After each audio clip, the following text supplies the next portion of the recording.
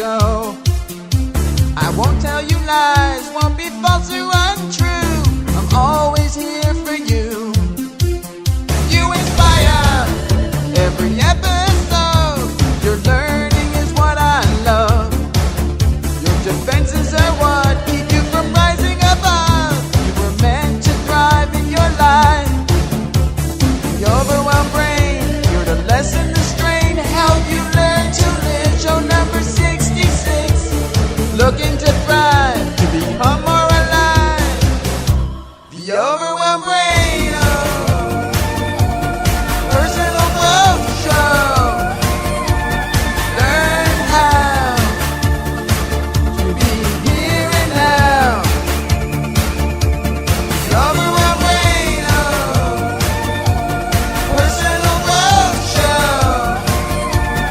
Be proud of who you are. Rising higher than mainstream thinking.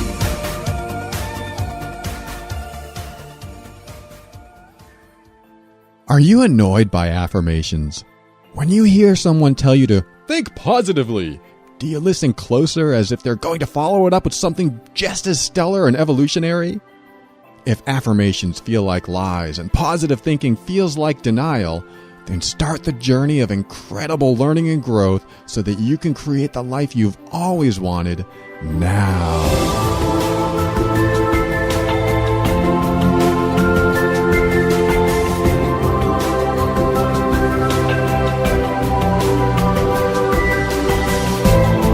Hello, this is Paul Culiani, host of The Overwhelmed Brain, the personal growth show for the critical thinker. On this show, I discuss practical, down-to-earth steps to help you improve your mood, your sanity, and your life.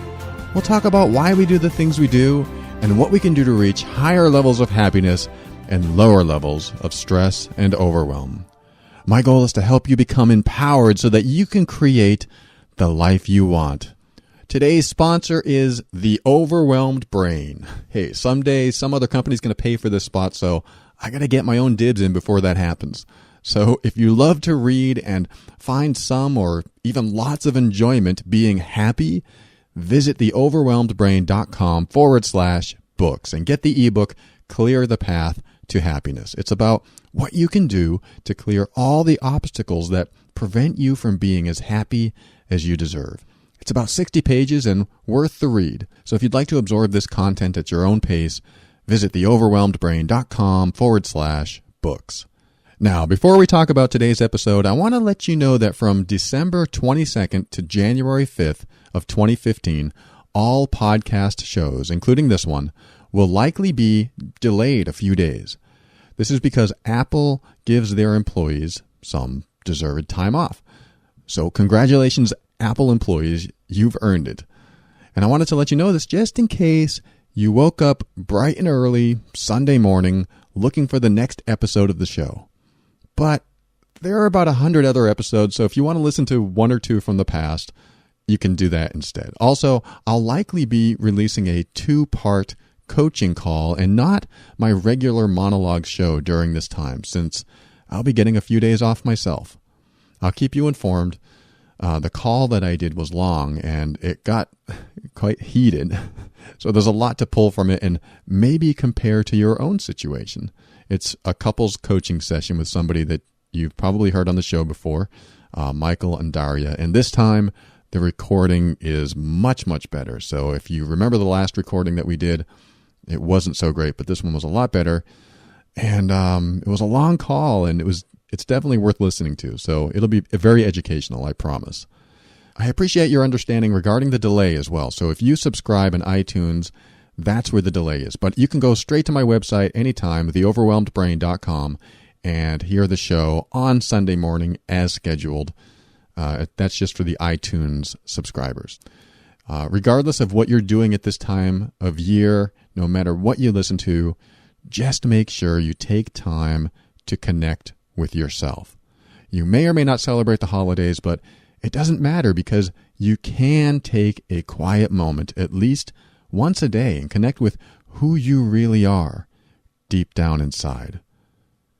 When you connect with that authentic you, that is worth celebrating. So I've talked with a couple of people this week on the topic of mindfulness and figured out something interesting. The more you multitask, the less mindful you are. That's interesting, but is it useful to know this? I mean, all right, you're less mindful, but how is that a big deal? It's not a big deal, really. It's more of a lot of little deals that add up and feel like lots of big problems. Like some people have a little problem with forgetfulness, and that can be a big problem. Just like some people have a little stress in their life, and that can also be a big problem. And these little problems add up to create a less than peaceful existence, but they can decrease with mindfulness. By the time today's episode is over, you'll learn exactly what mindfulness is and a few techniques that you can use to practice it. Not only to help your brain remember things easier, but also to help you learn to prioritize tasks and enjoy the small moments and also wash away stress and overwhelm. And now if you're already in Zen mode all the time, then you can probably stop playing this episode right now. But if you're like most people, you're busy more often than not and could use a bit of mindfulness every now and then. Wouldn't it be nice to find some tranquility in the occasional storms that life throws our way? Mindfulness can help you get out of your mind while being in your mind. It can release you from the constraints of your physical body while not going anywhere at all. If that's confusing, good. I'm just helping you start to access that more voidy space inside of you so that you don't overthink this episode too much. Now, if you're a critical thinker, you may think it's challenging to be mindful, but mindfulness actually lends itself well to critical thinkers. So stick around and we'll talk a little about some of the practices and maybe even practice it in real time.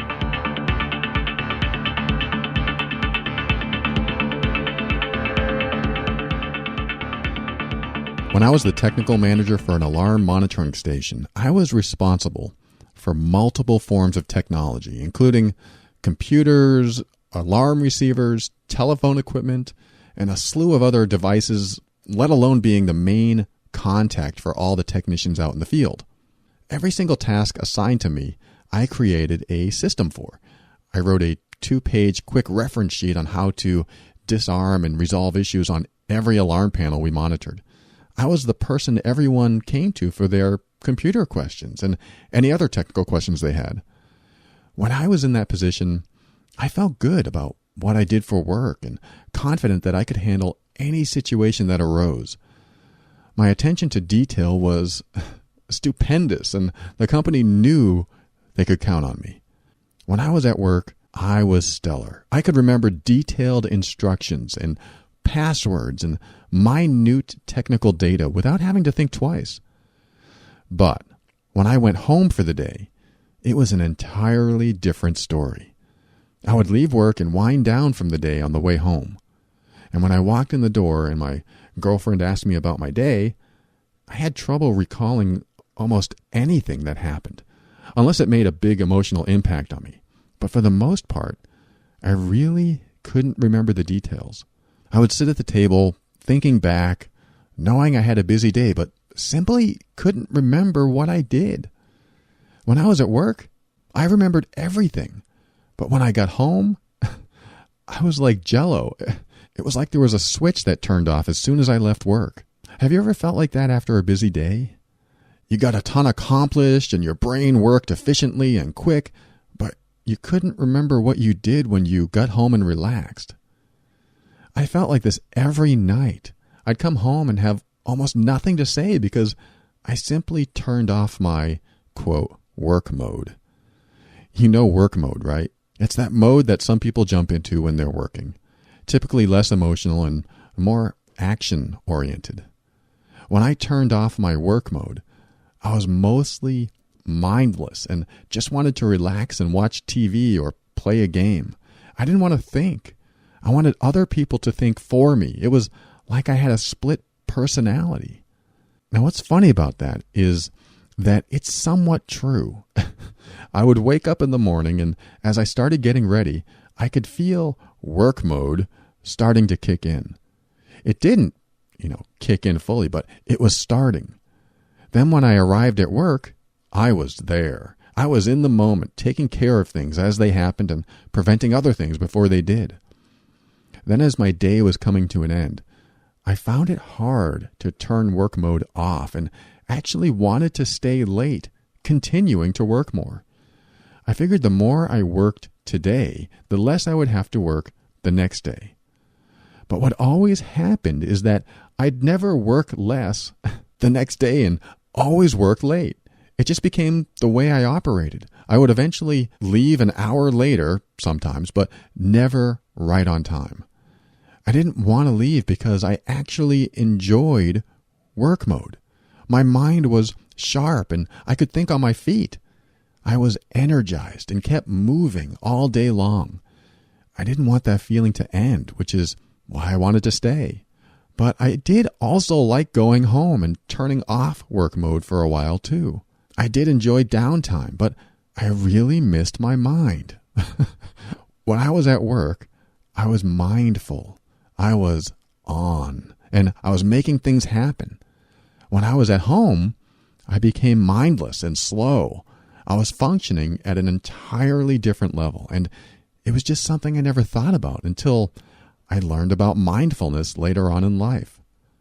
It was like I'd turn on my brain when I went to work. I actually conditioned it that way. I created a pattern of when I was at work, my brain was sharp and fast. And when I wasn't, it was slow and barely functioning. Why is that? Do you ever get this way where you're sharp and right on with one set of tasks, but barely functioning with another? For me, I thought it was maybe because of the constant stimulation or the time of day or maybe my internal clock or maybe the food I ate. All of these factors play a role in how sharp our mind is and how much energy we have. But I'd like to talk about how mindfulness, or lack thereof, plays a role. So let's dive into some mindful conversation and see where it takes us.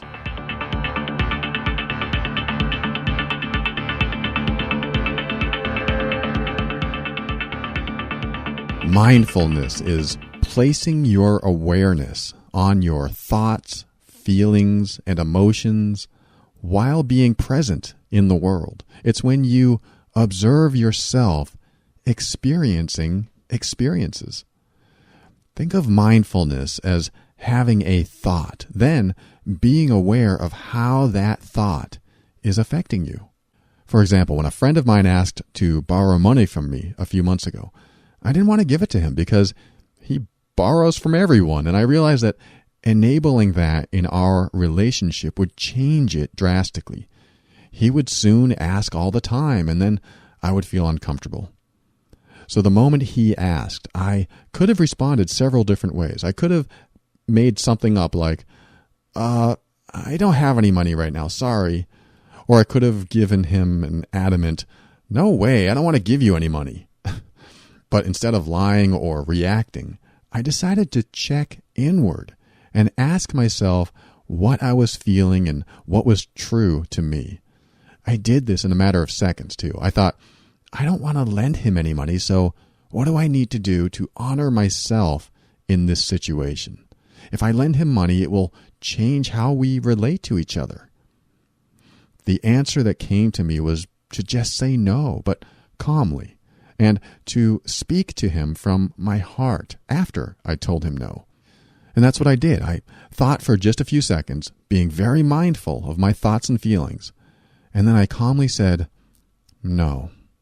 He responded, well, if I can't borrow the money, can I have it instead? And I said, no, again. And then I looked at him and said, I don't want to introduce borrowing money into our friendship. I really like how we get along, and I'd feel better not having to think about money every time I see you. He was taken back at first, but he accepted my answer, and we were fine after that. Since then, it's never come up again. I stayed mindful of how I was feeling inside and what I really wanted. I then honored how I felt and acted upon it. Mindfulness is when you are present, both inside and outside of you. It's when you stay aware of the experience you're having. Instead of thinking about the past or the future, it's paying attention to the now. The difference I perceive between, say, presence and mindfulness is that presence is more externally focused, where you aren't diving into your own thoughts and feelings, but being receptive to other people and your environment without your own judgments. Where mindfulness is when you are present externally and also aware of what's going on inside of you too. It's being conscientious of the thoughts, emotions, and sensations that are happening in your body. For people that are always wired and staying busy, it's a real challenge to stop and pay attention to what's going on inside of you. For as long as I've known my mom, well, I guess that's all my life, she's been this way. High energy and always keeping her mind occupied. Whenever we talk, if we ever start to get into her feelings about something painful, she immediately changes the subject. She never goes inward to process anything and always redirects the conversation when it happens.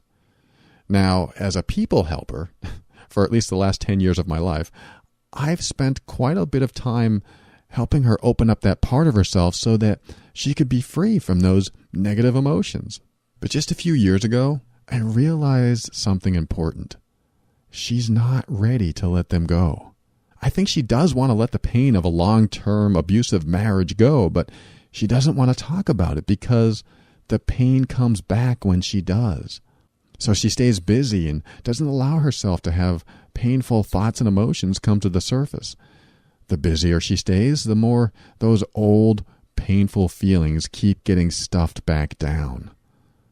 Mindfulness is when you can step out of the consistent stimulation of your environment and be aware of what's happening inside of you, even if you don't want to face what might be painful memories. The more you resist and avoid, the longer the painful thoughts and emotions stay buried and even come out in destructive ways later, whether that's through physical symptoms of stress or through behavior like bursts of anger or passive aggressiveness. When you're mindful, you can start processing what's coming up in the moment instead of letting things pile up inside of you. This is what mindfulness does. It helps you become aware of what's happening inside of you so that things don't get thrown into the pile to be discovered later. It reminds me of the worst job I ever had as a service dispatcher. This was before email, so I would get paper, lots of paper on my desk. Coworkers would hand me a customer's information on a piece of paper, and I'd add it to my to-do pile. The problem was I was already working on something else when I got this new piece of information, so my pile got bigger and bigger, and soon it was impossible to keep up with. There was no free time because there was always something to occupy my time. My pile of papers was about 3 inches thick, and the phone never stayed silent long enough for me to get to the pile. So customers would call upset that they hadn't been taken care of yet, and the job ended up giving me headaches. This is what happens inside of you if new information comes your way that you need to take care of, but you don't have time to. This is like the high-energy person who keeps themselves busy so they don't have to deal with what's happening inside of them. The new data that comes at them is piled on top of the old data and helps push the older data even further down. In other words, while pushing the old data down, they may also be repressing negative emotions. Of course, that's not how all of us process information. I mean, just because you're not being mindful doesn't mean you are repressing negative emotions. It's possible you aren't repressing anything at all and are simply not being mindful. But not being aware of what's going on inside of you can lead to repressing emotions, that's for sure. But it can also lead to other things like stress and overwhelm or unhappiness and scatterbrain and forgetfulness. And not only that, but you end up missing much of life because you're always staying busy. It's like taking a camera on a roller coaster and taking pictures of the experience instead of living the experience. Now, if you don't like roller coasters, sorry about that description, but you get the idea. It's like you're focused on what's on the camera and not what you're immersed in. When you aren't immersed and aware of everything that you're experiencing, you're not mindful. When you do this, you remove yourself from the experience and aren't as aware of your own presence in a situation. I can understand how something like this can be useful in a scary situation. In fact, children learn to dissociate or separate from their experience when there's a lot of abuse. It's a coping mechanism to help them survive the pain they're experiencing in the moment. If you've had any type of trauma or abuse in your childhood, it's possible you learned a coping mechanism that helps you separate from the pain. You could have learned it so well that you apply it now to any situation that you don't want to face head on in life. And the more you apply it, the more stress and overwhelm you create because the bad stuff you went through as a child wasn't being processed. It was being buried. It was handy to bury this stuff as a child, but buried pain doesn't stay buried. It comes out eventually. Now, it's up to us how it comes out, whether through mindfulness or therapy or being vulnerable with a friend. It's all available to us if we just let ourselves take the steps we need to take in order to heal. You may or may not have any repressed pain or negative emotions, but you may be experiencing stress and or overwhelm of some sort. After all, people in complete bliss all the time typically don't listen to shows like this. They just bliss out to nothing. This show exists to help you get closer to bliss. Well, that's actually not true. This show just helps you heal and grow. So if after you do that, you want to get closer to bliss, that's up to you. The path you choose is yours to do so. It's all a matter of where you want to be in life and what you want to accomplish. For this episode, I want to accomplish helping you learn mindfulness. And the reason I want to do that is because by learning it, you get to cover a foundational element of healing and growth. Once you learn to be more mindful in situations, you start experiencing the world more as it is, instead of any unrealistic interpretations you may come up with about it.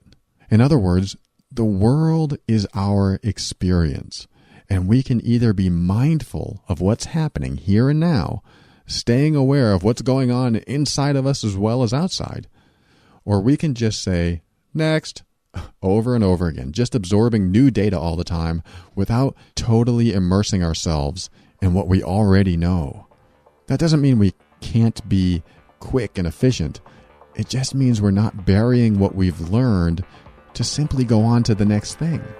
So let's do that. Let's go on to the next thing, since I just mentioned it. We'll talk about what's next, which is what's next.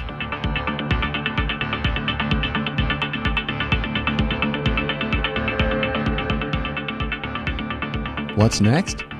Got it. How about this? Got it. Have you ever used this thing called the internet? That's a what's next machine. In fact, I bet ever since we started automating machines in like the 1700s, we've been in what's next mode. What's next mode is when you feel the need to be consistently stimulated, whether it's with new knowledge or recreation or drugs or alcohol or caffeine, all of these short bursts of stimulation to help us fulfill that what's next need. The internet is a portal to every type of mental stimulation available except actual experience. Of course, the internet can lead to actual experience, but the internet itself is not an immersive experience. It feels immersive, especially if we can stay focused on one thing while we're using it.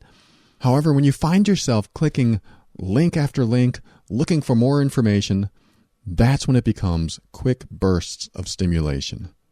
I got lost in that what's next mode for years and needed to supply my brain with what was next all the time. One website wasn't enough. I needed all the data I could fill my brain with. It was great in the beginning because I would learn new things and have new skills. But what I noticed happening was that by always having access to all the information all the time, I would stray.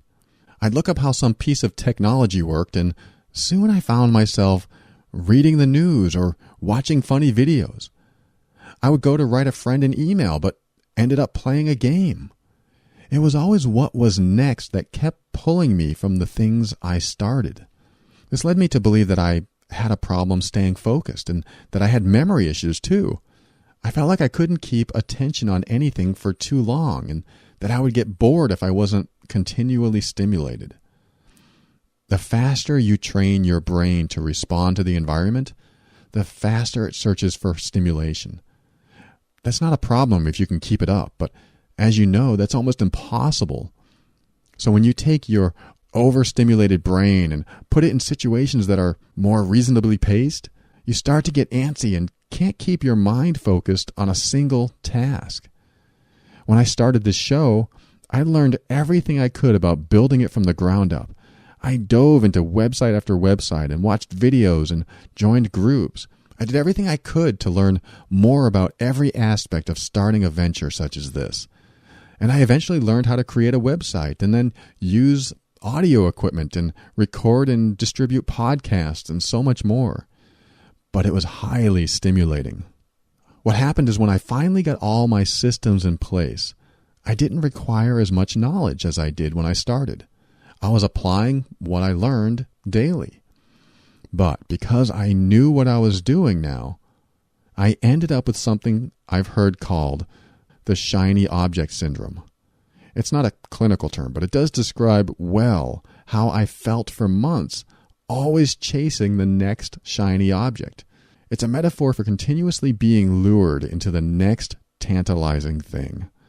For example, when I started, I had to consider how I was going to sustain myself while I recorded shows every week. No one pays you to podcast. You need to seek forms of income that will pay the bills and keep a roof over your head, let alone all the costs of running a show to begin with. So I considered getting sponsors for the show, or creating a personal growth course, or making a membership site that requires a monthly fee. I went through all kinds of things in my head. And when I thought of something that might work to generate an income, I would start putting all of my energy into that course of action. For instance, I took the time to seek sponsors for this show way back in the beginning, but a few weeks into it, I gave it up because I learned about another way to make money.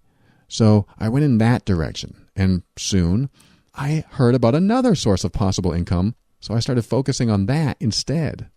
Shiny object after shiny object kept tempting me, so I would never complete what I started and just jump into the next chase. This can happen to anyone that doesn't follow a path to full completion. This is a severe lack of focus and is the opposite of how we need to be in order to succeed in anything in our life. Robert Kiyosaki has the perfect acronym for the word focus. It's this: follow one course until successful. As soon as I adopted this into my life, I actually started completing tasks and getting out of the shiny object syndrome. I got distracted much less and finished projects more often. In fact, that acronym is the reason I was able to create my first ebook and almost finish up my second one as we speak. I chose to follow one course until successful, and also to the exclusion of almost anything else. It's almost a redundant statement, I realize, but I needed to word it that way so when temptations arose, I would exclude them specifically. For example, when I started writing my ebook, Clear the Path to Happiness, I made a promise to myself that I would finish it no matter what tempted me. What happens when you do this is that you create a road that you are compelled to follow, no matter what. When you're compelled to do something, you either do it to fulfill that compulsion or resist doing it with all your might.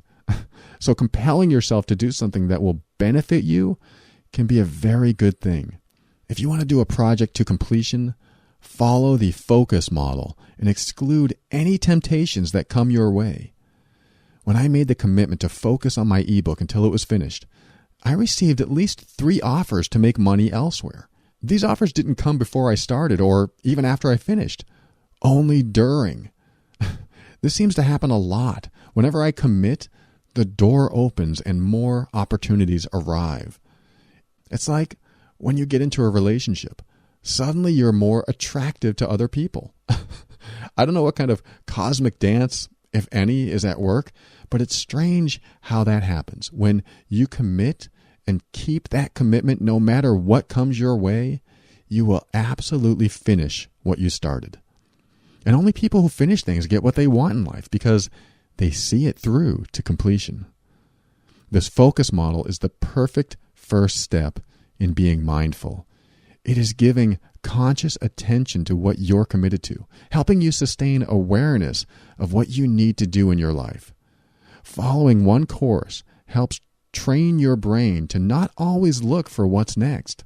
It slows it down a bit so that more attention can be paid to what you're committed to. And as you complete the first project, you'll build a reference in yourself, giving your subconscious mind proof that you're fully capable of completing tasks. The more you do this, the more you start trusting yourself and believing in your own words. Now, this can be hard for some people because they go around saying, yeah, but I know me. I know I won't be able to do that project because that's who I am. Committing to finishing something to the exclusion of almost everything else resolves that negative self-talk because you start building positive references. You start following through with your commitments more often, getting more confident in your abilities. With more confidence comes more congruence. You know congruence, right? It's when your thoughts and intentions line up with your behavior. People will recognize incongruence in you if you always say you're going to finish something but never do. They might start distrusting you and not having faith that you'll come through when they need you. The more you do come through, however, the more confidence you will instill in others towards you, if that makes sense. You know, it's important to appear congruent to yourself because it eliminates negative self-talk. Finishing what you started gives you confidence and helps you build self-esteem. So follow that one course until you're successful, and you will be successful more often than not.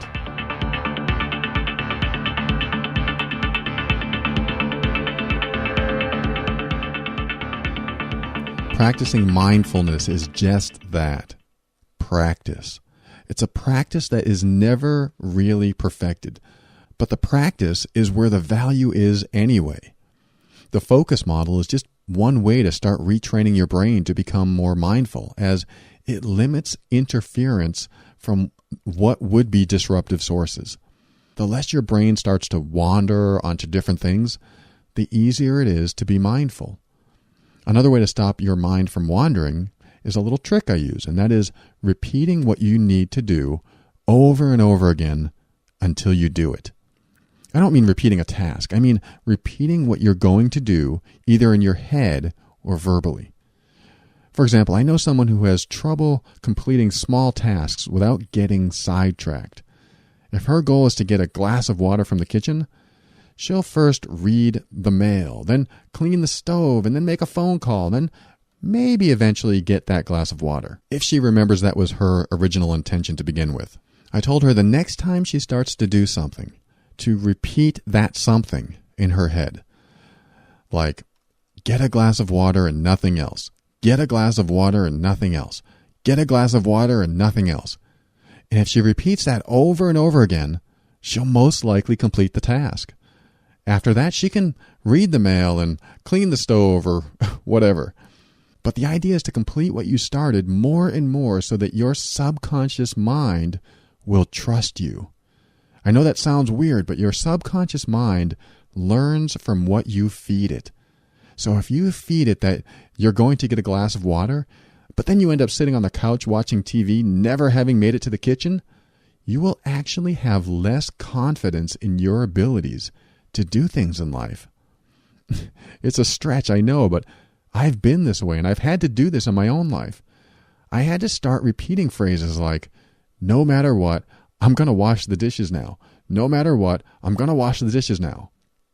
Now, that's just one example, of course, but it gives you an idea of what you can do to start building confidence and trust in yourself that you are a person who gets things done. You take action and follow through.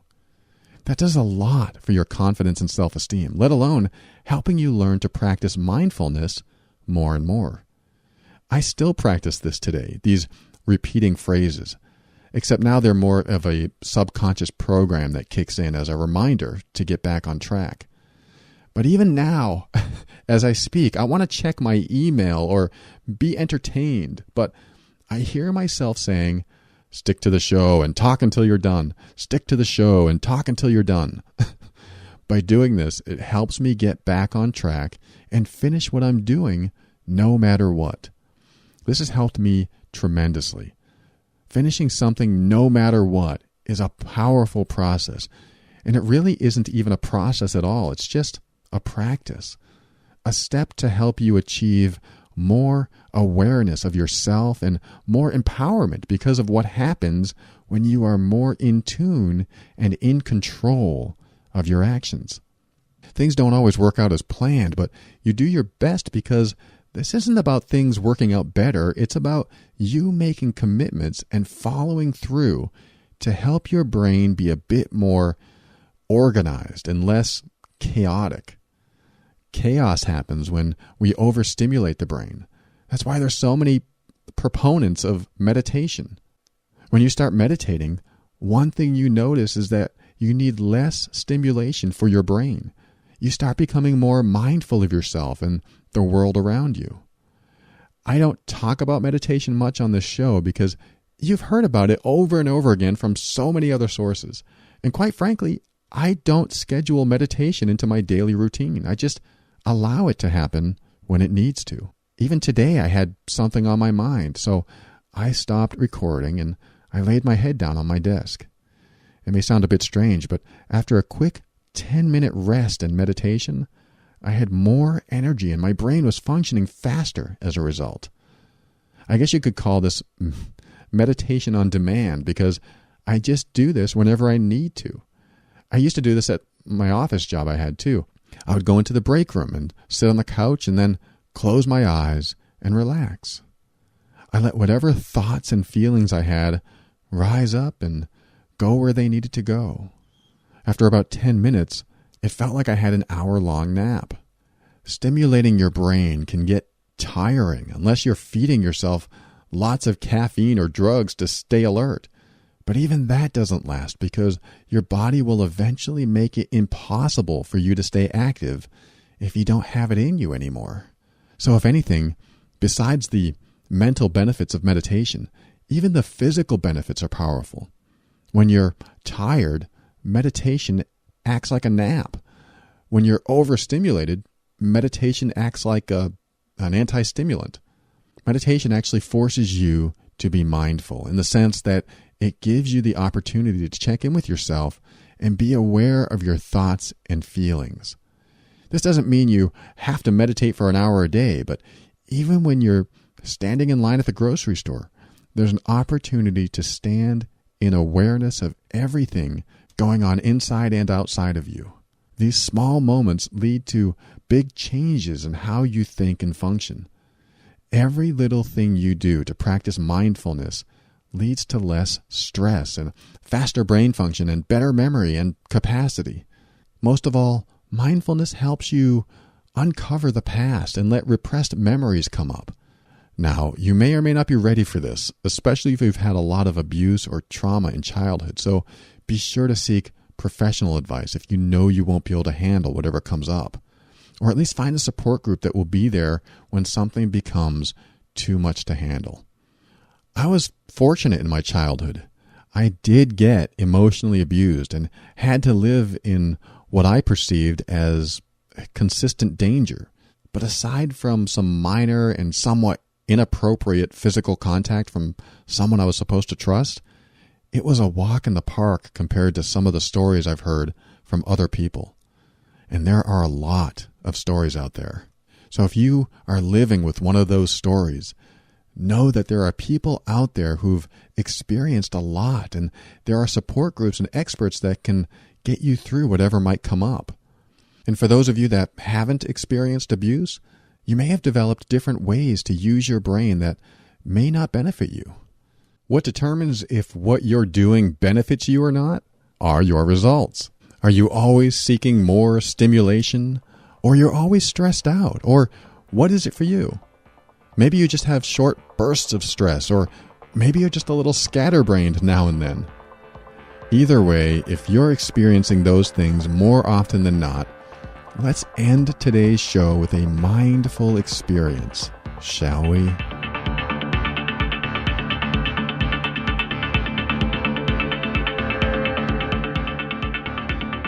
When I was the technical manager at that alarm company, I was sharp. I was on the ball. I could answer almost any question lightning fast. But why? Because I was in the perfect storm of criteria that allowed it to happen. I enjoyed what I did for work. I was working with people I liked, and it was in a field I enjoyed learning about. I also felt like I was being treated fairly and that I could actually rise in the ranks with the company I was with. When I got to work, I turned on because the environment trained my brain to be quick and agile. But when I got home, even though I enjoyed being home, I was no longer mindful. I was mindless. I turned off. I do like the idea of leaving work at work, but not at the expense of my energy and brain function. So I started getting into things that I could focus on at home, too. I didn't want to just mindlessly watch TV every night, so my girlfriend and I took up ballroom dancing. This reinvigorated my body and brain and got me into a rhythm that helped me become mindful in activity instead of mindless in drip-fed recreation like video games and TV. We didn't dance every night, but we did it enough that it gave me the boost I needed, where I didn't feel so off when I got home at night. Having one thing to occupy my mind instead of multiple forms of entertainment also kept my mind sharp and allowed me to practice mindfulness without even trying.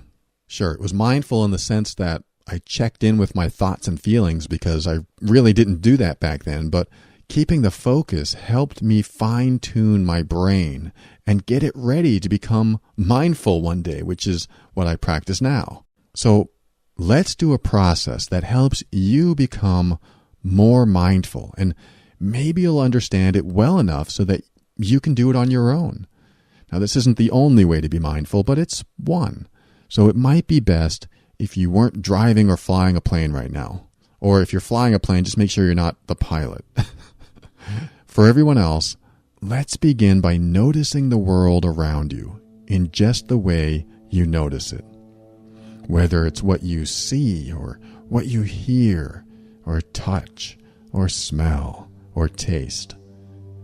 Just be aware of what's outside of you and your body. And whatever you observe, try not to make too many judgments about it. And as you notice things, if any thoughts about those things come up, let them come up. If any sensations or emotions come up, let them rise to the surface too.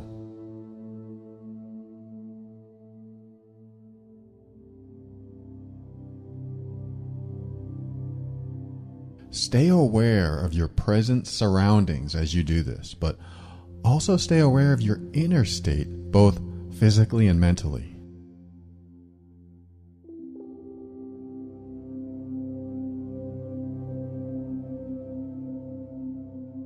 Be present and in the moment by not traveling to the past or the future in your mind, and just experience now as it is. And be mindful by allowing whatever thoughts that need to rise up exist as they need to exist.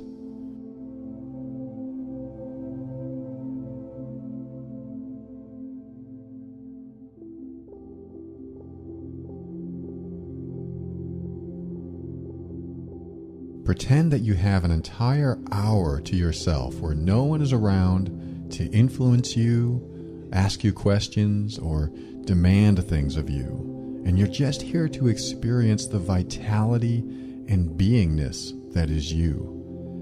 And if someone is around, be mindful of their presence, but not judgmental of their behavior.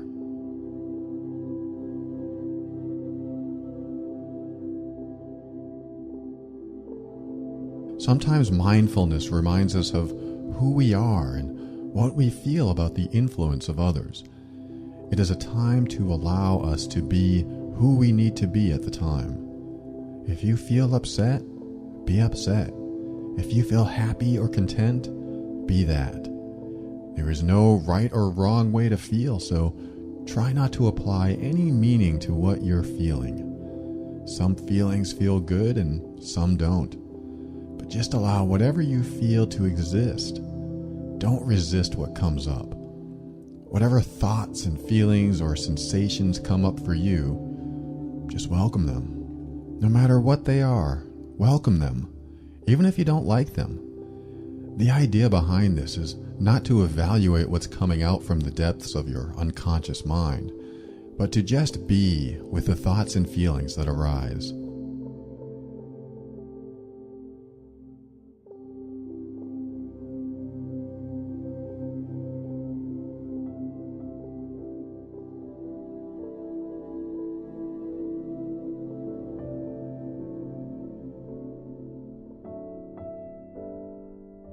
And while you're doing this, just breathe.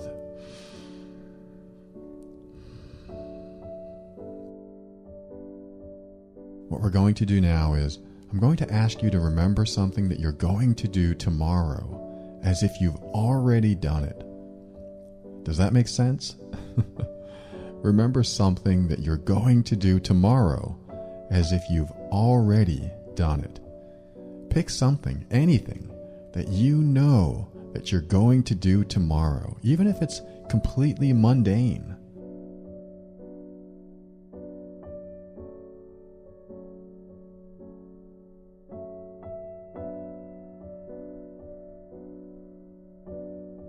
All right, now let's travel through our internal senses one at a time.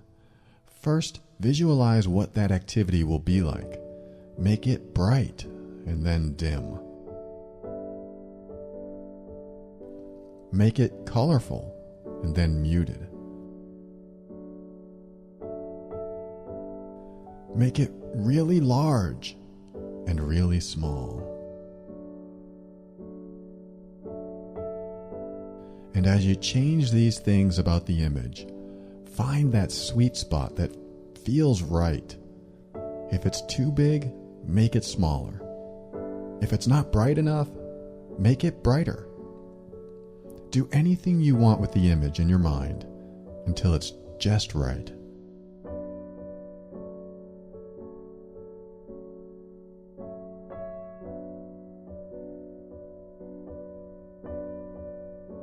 If you have any trouble visualizing, just pretend that you can see what I'm talking about.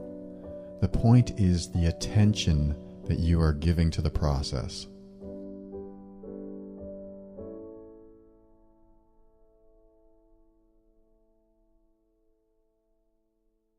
Next, hear what you hear in this activity that you're going to do tomorrow. Is there anything that is making noise? Listen for any sound, even if it's just environmental, like in the background. And with this activity, what can you hear? If it's quiet, make it louder. If it's high-pitched, make it low-pitched. Play with the sound until it's just right. Find that sweet spot again. Now that you have sound and visual down, let's move into feeling. What can you feel like with your hands or your body in this imagined activity? Are you holding something or wearing something? Do you feel what's under your feet? Whatever feelings you have, amplify them or decrease them, looking for that sweet spot.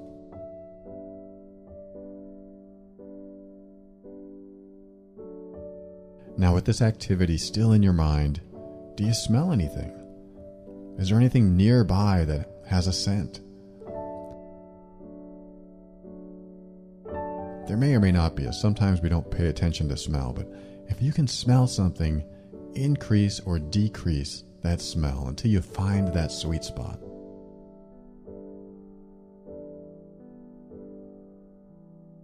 Now the last is taste. What do you taste in your mouth when you think about this activity? You'll either taste something or not. Either way is fine. If you do taste something, amplify or decrease the intensity of that taste. Again, finding that sweet spot.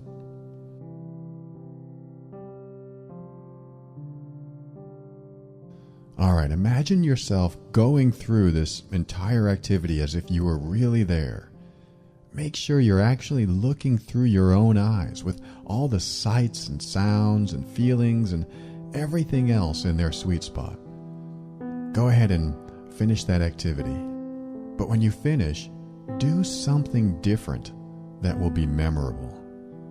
What I mean is, in your mind's eye, add something to the activity that you've never done before, no matter how weird it is.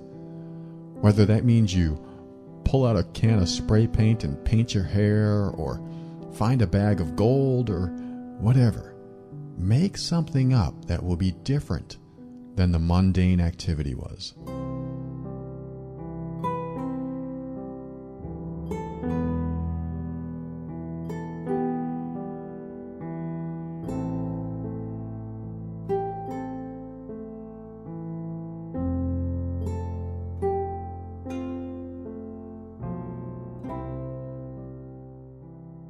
You got it? Good. Now I want you to start coming back to now, in the present moment, and just allow that memory to go into your long-term storage so that the next time you do that activity, maybe that one new thing you added will be recalled. It doesn't matter if it really happens, because that wasn't the point of this process. The point was to stay focused and mindful of what you were doing. Were you able to stay mindful as I walked you through that process? If you aren't quite back yet, keep coming back into the here and now, and just notice if your senses feel any different than they did before. This is just a practice in mindfulness. It's not textbook by any means, it's just practice. If you were mindful and present during that entire process, then you know that you have the capability to slow down every now and then and take some time to just be a while. If you kept drifting into other thoughts and ideas, then just practice some of the steps from this episode. It may take some time for your brain to get used to not being so overly stimulated, always taking you in different directions. But for now, I'm hoping you're in a good space and can take this good feeling with you into your day or night or whenever you're listening to this. Thanks for taking a moment to be in the moment. Stay mindful.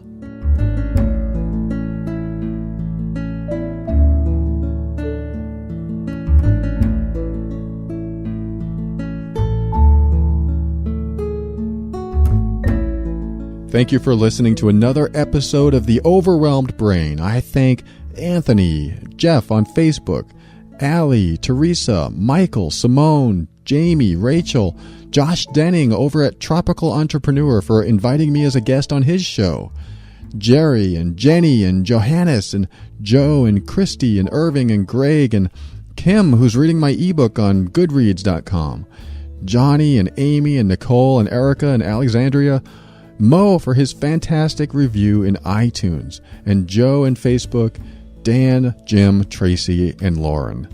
Keep up with the show by heading over to theoverwhelmedbrain.com and sign up for your weekly personal growth message. You can also write to me anytime by sending me an email to paul@theoverwhelmedbrain.com. I want to thank the listeners who are using the Amazon link on the site to support the show. Be sure to shop at Amazon, especially with the holidays here, using the link theoverwhelmedbrain.com/Amazon. If you find this show valuable to you, just say thank you by using the Amazon link before you make your next purchase from them. While you're there, look for my ebook, Clear the Path to Happiness. You are all making a difference, and it's going towards a good cause. You. If I didn't call your name in this episode, just know that I appreciate you and thank you for being there for me, listening, learning, and growing. Can you be mindful in every situation? It's possible, but sometimes it's challenging, especially when you are emotionally charged. To be mindful takes practice. It doesn't just turn on and you're ready to go. It involves training your brain to switch to a mindful place instead of a judgmental or emotionally triggered place. It won't be easy if you're not used to it, but as you get used to it, it becomes easy. And it's very beneficial. You'll be less reactive and more proactive. When you're mindful, you're in the moment, highly observant and aware. You're more adaptable and can respond more consciously and in the interest of everyone instead of just yourself. Mindfulness is a practice and will improve your stress levels, your brain function, and memory retention the more you do it. It also means that there is less drama in your life because you are more aware of what's going on and not so wrapped up in all the made-up scenarios that we all tend to plant into our brains. Step into your power and be firm in your decisions and actions so that you can create the life you want. When you do this, you'll discover what I already know to be true about you, that you are amazing.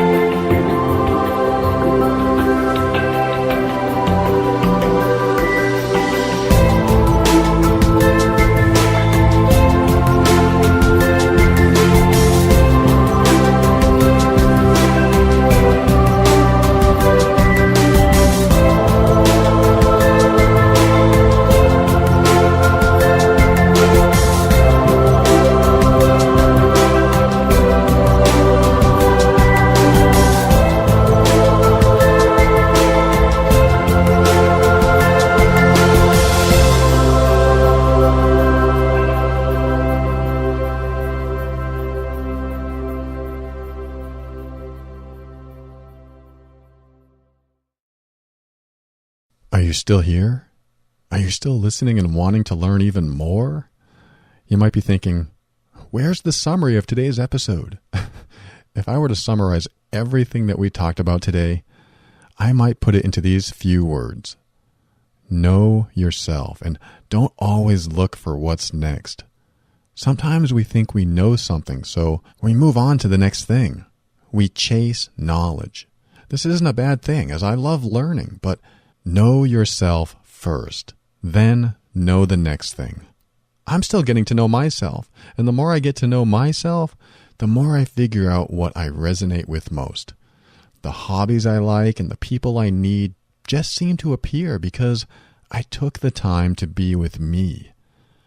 Sometimes just being with yourself for a few minutes a day gives you ideas and allows you to reflect on things without anyone directly or indirectly influencing you. Something I like to practice every now and then is to pretend that no one had the ability to influence my decisions but me. What would I do differently? How would I feel? That's a neat exercise because we're all influenced by other people, even when they aren't in the room. Think about what you do and if what you do is influenced by anyone else. It's not a bad thing to be influenced. This is just practice, as this entire episode was. Practice. Get mindful of yourself without influence for a few minutes and experience what it's like. Then come back to the world with the rest of us and bring a little something extra back with you. Who knows, maybe you'll understand something a little bit better than you used to. I appreciate you.